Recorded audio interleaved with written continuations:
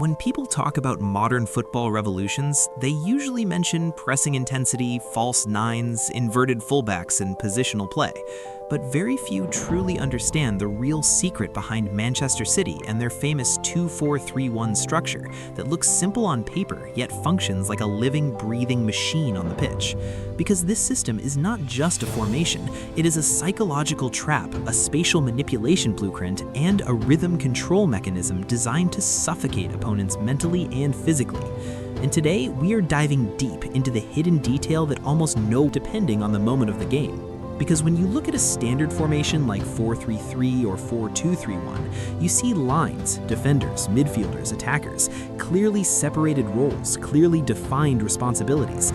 But in this shape, the magic begins the moment the goalkeeper plays the ball short and the center backs split wide while a midfielder drops in to create the first two of the 2-4-3-1. And suddenly, the fullbacks step inside, not outside, which completely flips traditional logic, because instead of hugging the touchline, they move into central midfield zones, forming the four across the middle. And this is where the secret truly begins to reveal itself. Since most teams defend space horizontally, but this structure overloads vertical corridors, forcing defenders to constantly question whether to press narrow or protect the wings. And that hesitation is exactly what the system feeds on. Because football at the highest level is not about running more, it is about thinking faster. And under the guidance of Pep Guardiola, this idea has been perfected to the point where every pass is a calculated question asked to the opponent, and every movement is designed to create a dilemma that has no correct answer for the defense.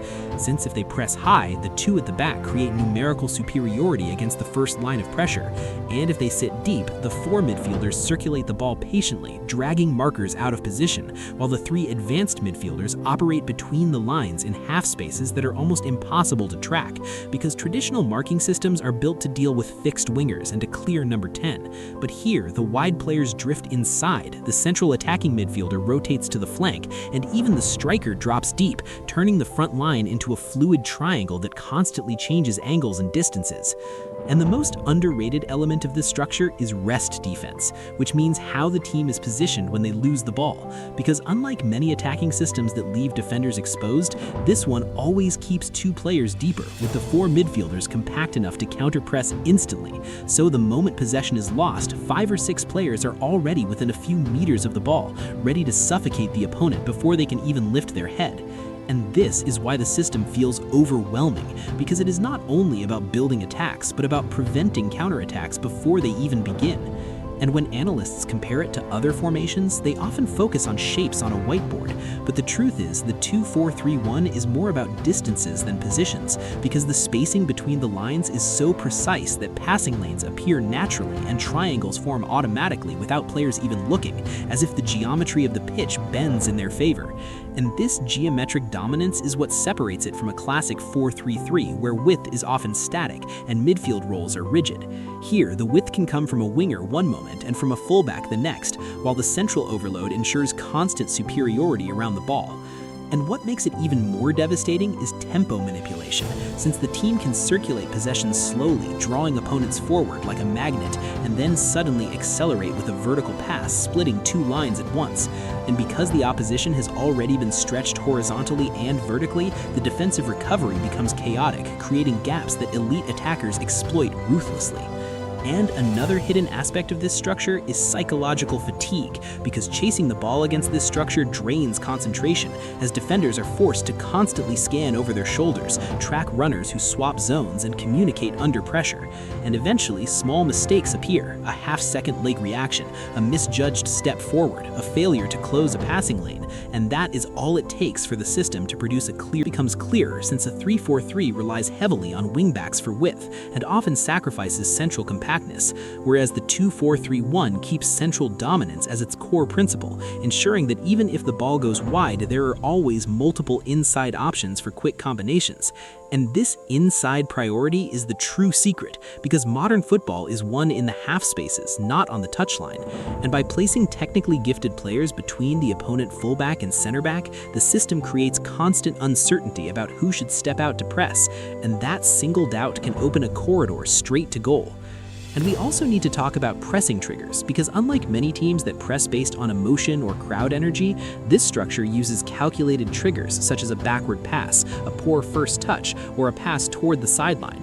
And once that trigger is activated, the nearest 5 players collapse toward the ball in synchronized motion, turning the pitch into a trap that snaps shut instantly. And this coordinated aggression is only possible because of the compact midfield 4, who are already positioned close enough to support each other.